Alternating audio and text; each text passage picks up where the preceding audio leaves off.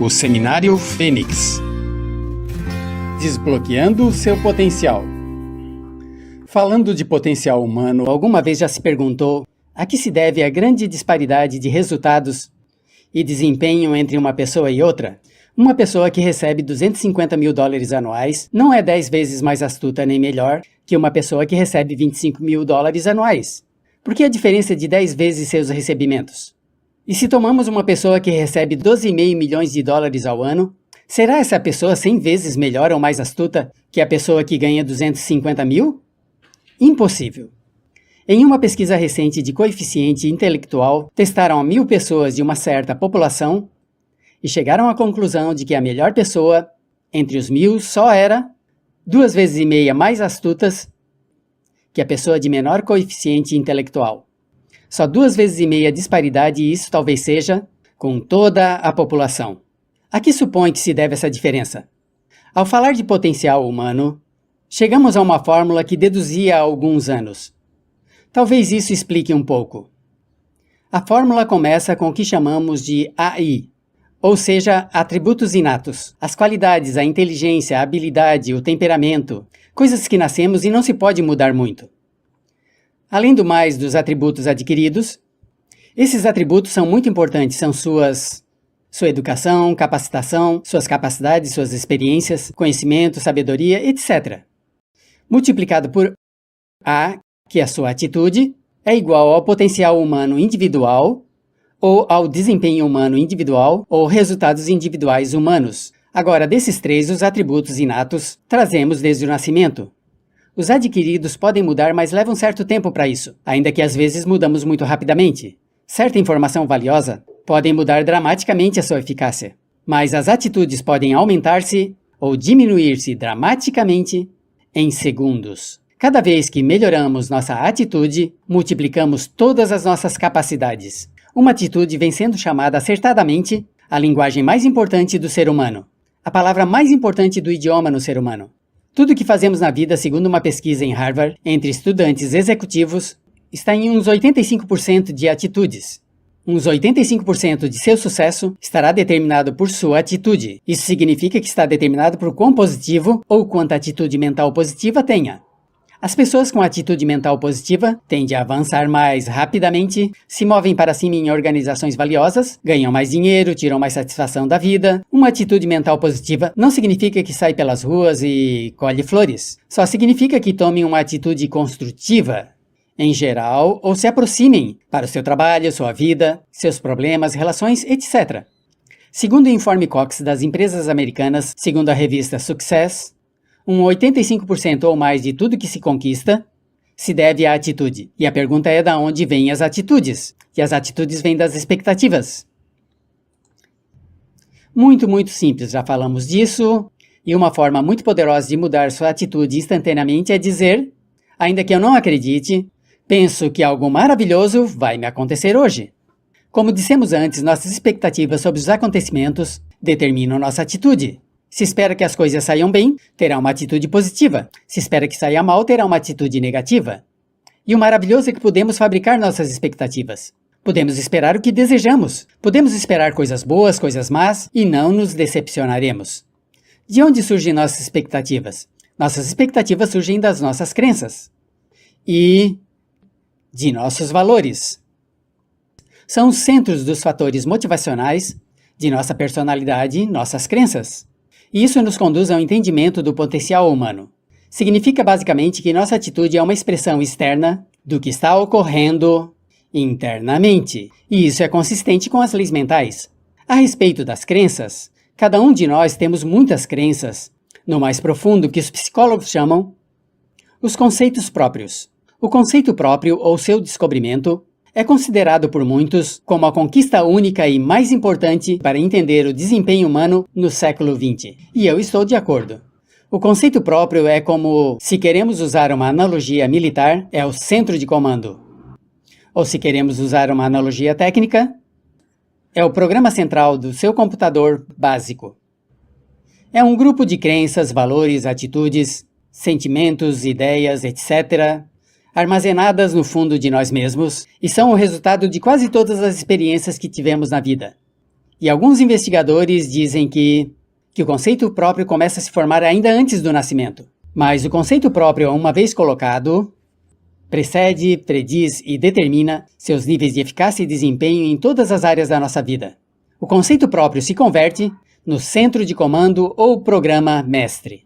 O conceito próprio desse grupo de crenças determina o que dirá, o que fará, como agirá, como se sente e reage, etc. O que significa isso? Significa que todas as melhorias na sua vida externa, todas as mudanças em realidade, começam com a mudança em seu conceito próprio.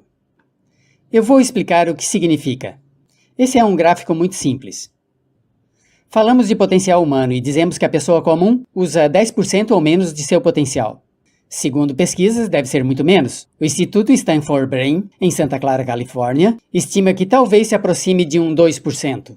Seremos generosos e diremos que a pessoa comum usa um 10%. Significa que, nos melhores casos, a maioria, como você e eu, não usamos uns 90% do nosso potencial. Um dos melhores filósofos, Oliver Wendell Holmes, disse que a tragédia da pessoa comum é que chega à sua tumba com sua música ainda por dentro. Ainda estão funcionando com muito menos do seu potencial total. E esse é o potencial humano. Sabemos que existe uma relação direta entre o potencial humano e o conceito próprio. Mas como nossos conceitos próprios, ou nossas estimativas de nós mesmos, geralmente são muito menores do que deveriam ser, nosso nível de desempenho e eficácia também é menor. Sabemos que nosso conceito próprio é altamente subjetivo. O que significa isso? Significa que nosso conceito próprio, o que pensamos que é certo sobre nós mesmos, não está baseado na realidade. Está baseado em informações que pegamos e aceitado como certo, até o grau que cremos que seja de nós mesmos. E se torna certo para nós mesmos, porque agimos de uma forma consistente com isso. Algumas pessoas que leem seus horóscopos e acreditam no horóscopo predizem seu futuro. Tem algumas pessoas que tomam a crítica e a opinião dos outros, a quem nem sequer respeitam, e fazem suas essas ideias, dando um resultado muito negativo. O que pensam, o que aceitem como certo, se torna certo para você. Também sabemos que, como adulto, temos uma variedade de conceitos próprios. Temos um conceito próprio de como vestir-nos, quanto pesamos, o que comemos, o tão bem que podemos falar em público, que tipo de pai somos, que tipo de filho somos com nossos pais, que tipo de esposo e esposa somos, que tipo de amante, de motorista. O interessante de dirigir é que todos os homens têm um conceito muito positivo em relação a isso.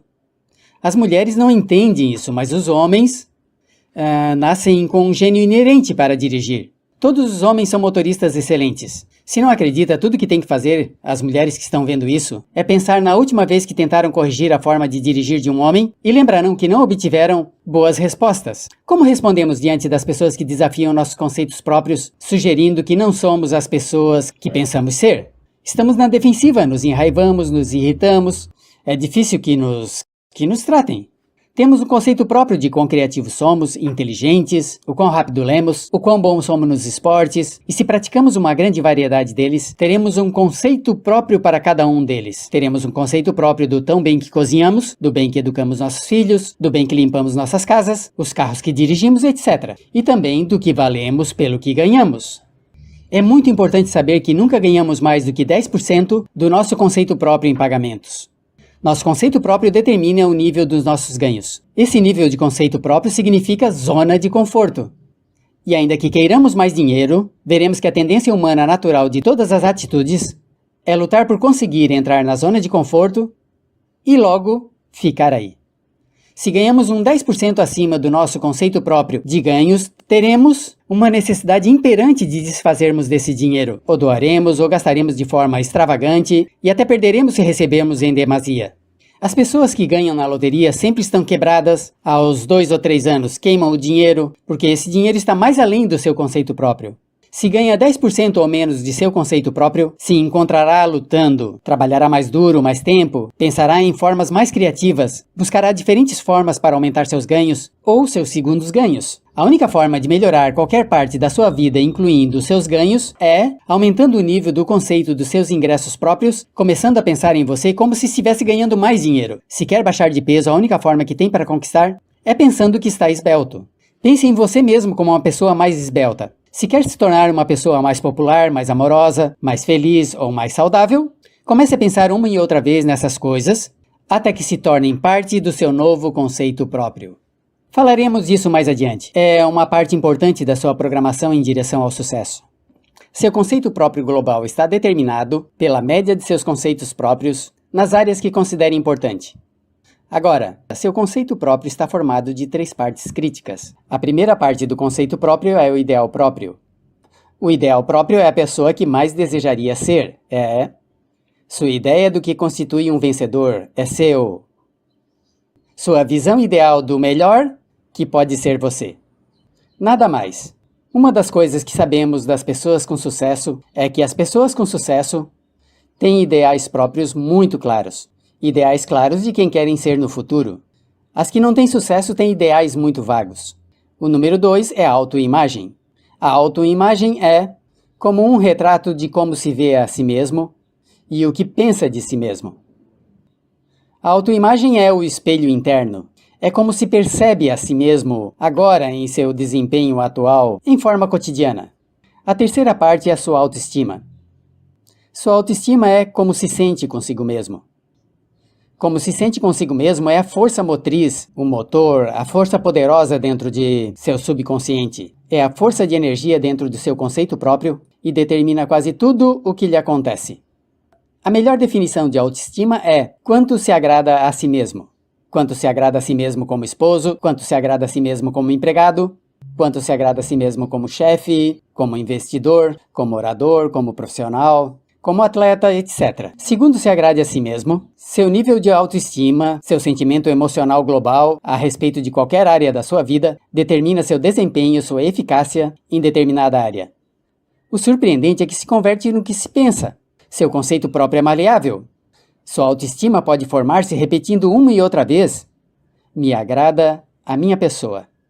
Me agrada a minha pessoa. Me agrada a minha pessoa. Me agrada a minha pessoa. Me agrada a minha pessoa. Me agrada a minha pessoa. Quanto mais se repete me agrada a minha pessoa, me agrada a minha pessoa, quanto mais repete entre uma e outra vez, mais crescerá a sua autoestima e quanto mais cresce a sua autoestima, mais crescerá seu conceito próprio global. Quando cresce o seu conceito próprio global, seu desempenho será melhor em todas as áreas que empreenda. Cada vez que diga me agrada a minha pessoa, me agrada a minha pessoa, me agrada a minha pessoa, me agrada, será como bombear-se psicologicamente. Tudo que aconteça que faz com que a sua autoestima suba, fará com que se comporte melhor. Tudo que faça que a sua autoestima baixe, fará que se comporte pior, que cometa erros, que seja infeliz, etc.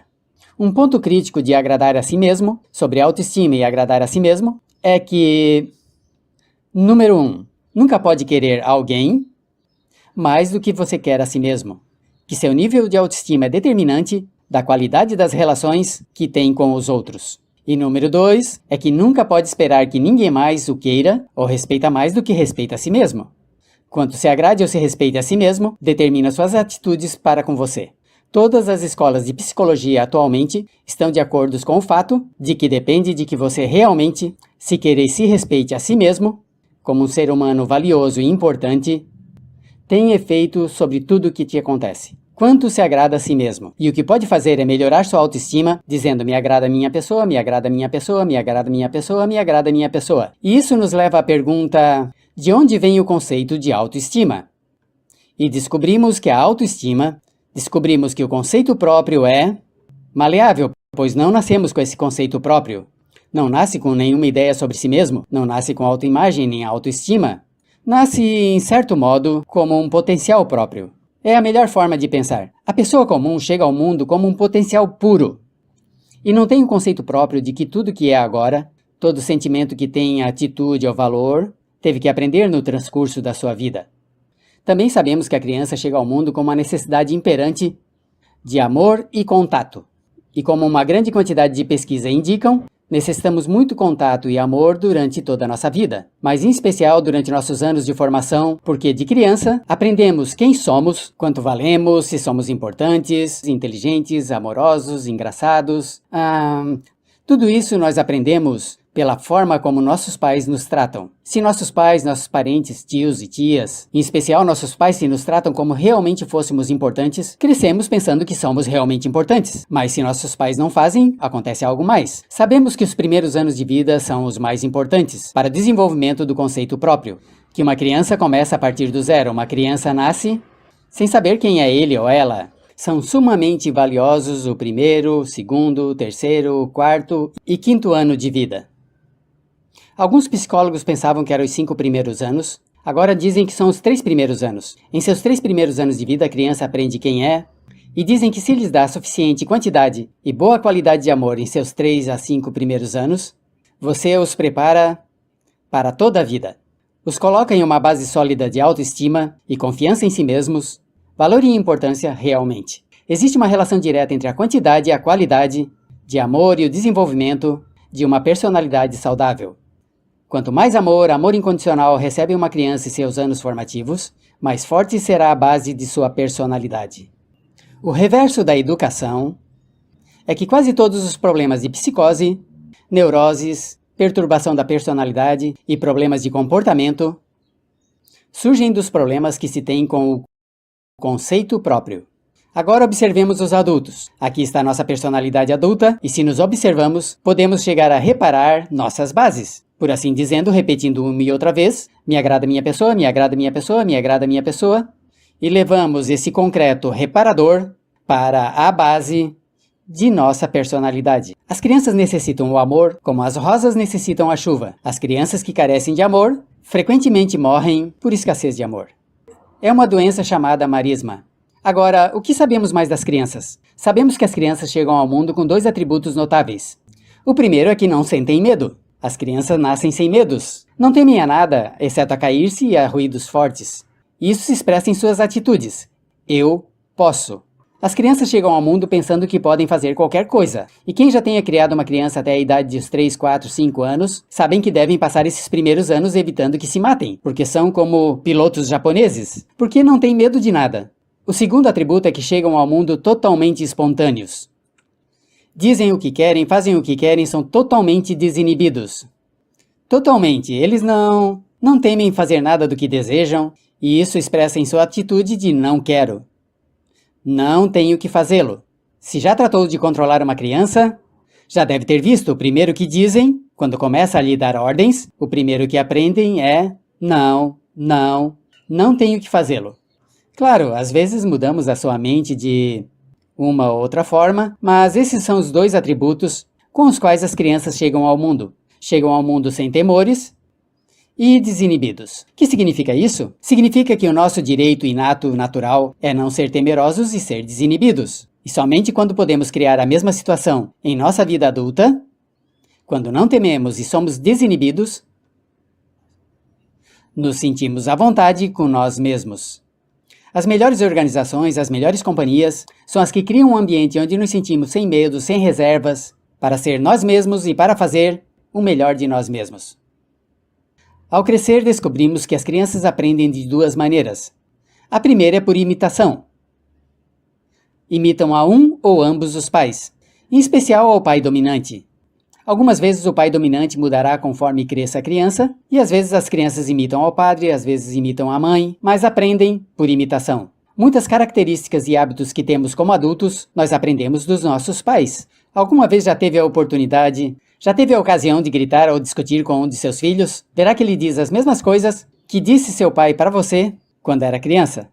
Assim que imitamos. Às vezes imitamos o caminhar, às vezes sua forma de falar, às vezes seus valores, suas crenças, etc. Ainda que esses valores e essas crenças não tenham nenhum valor. Por quê?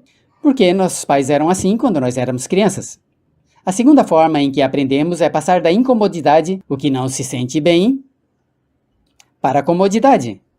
Freud chamou isso de o princípio do prazer.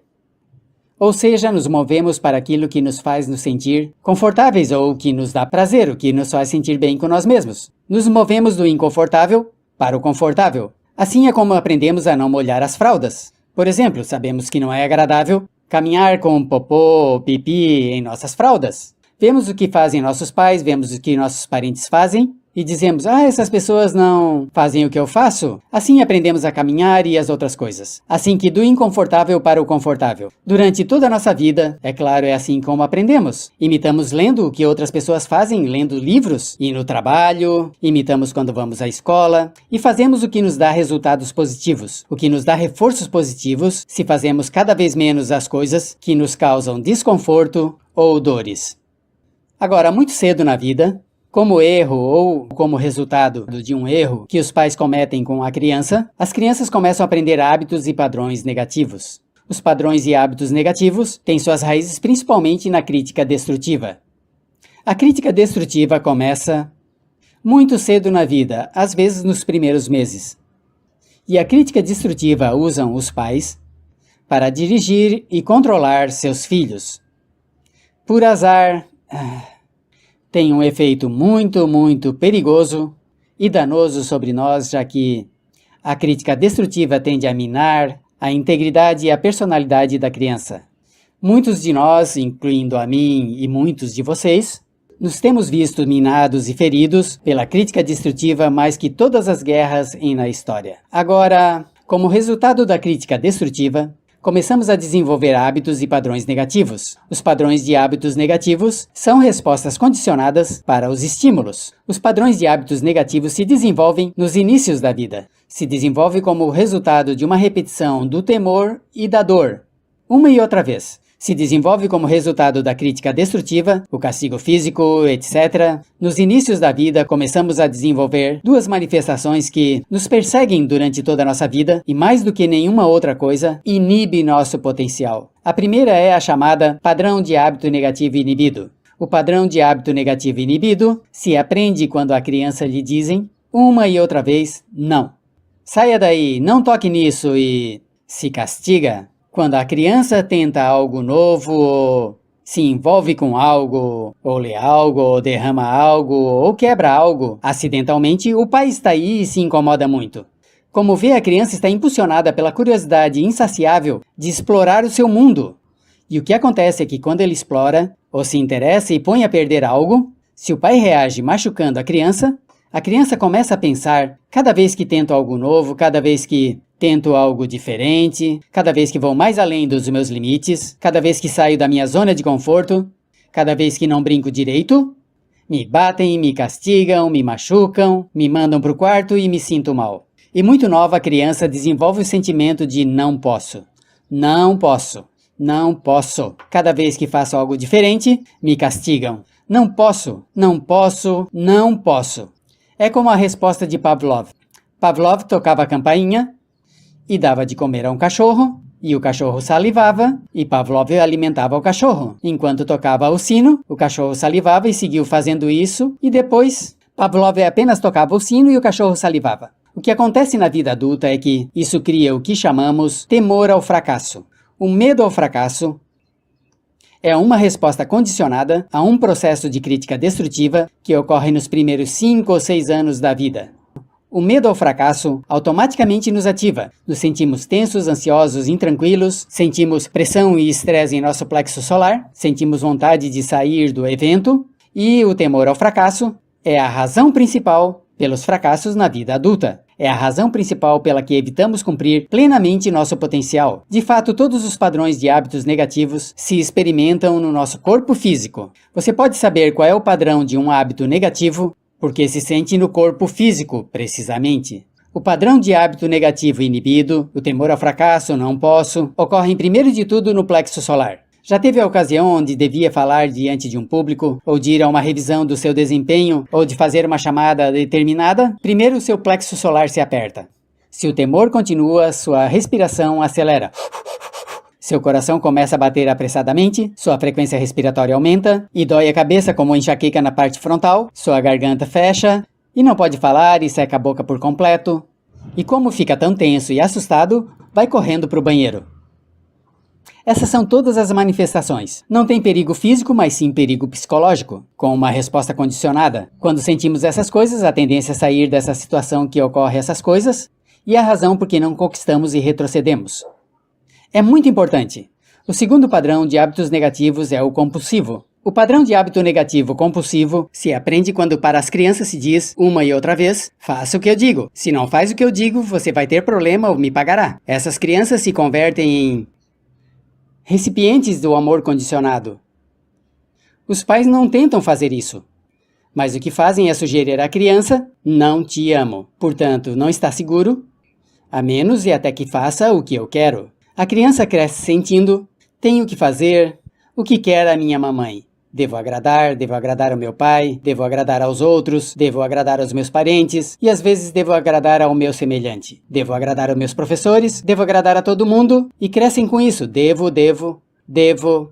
Devo. Não posso fazer o que eu quero fazer. Devo fazer o que agrada às outras pessoas. Esse padrão de hábito negativo, muito cedo na vida, se traduz em medo à rejeição. O medo à rejeição, os homens como adultos experimentam como um comportamento tipo A. Falaremos do comportamento tipo A posteriormente. O comportamento tipo A é uma necessidade compulsiva ou excessivamente compulsiva de agradar de algum modo a alguém, sem normas de comportamento, praticamente sem pensar. O medo à rejeição nos impulsiona, nos faz muito sensíveis à necessidade dos outros. Fazemos coisas que outras pessoas querem. Não fazemos o que nós queremos. Sempre estamos tratando de agradar aos outros. Temos preocupações ou nos importam as opiniões, sentimentos e atitudes dos outros até o ponto onde ocultamos nossas necessidades. O medo à rejeição se sente na coluna do corpo.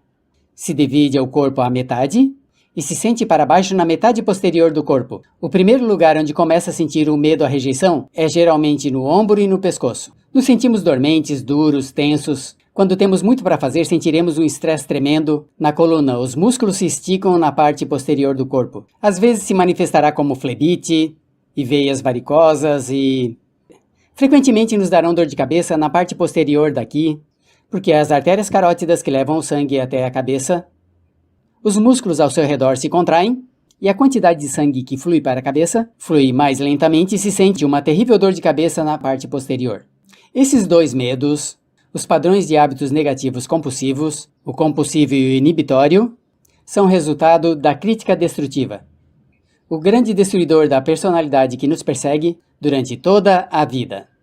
E o maravilhoso de tudo isso é que, como são padrões de hábitos aprendidos, podemos esquecê-los. Podemos acabar com o medo ao fracasso que nos detém. Podemos acabar com o medo à rejeição, que fazem com que façamos coisas que agradem aos outros, em vez de agradar a nós mesmos, trabalhando com a nossa própria autoestima. Porque existe uma relação inversa entre a autoestima e o padrão de hábitos negativos.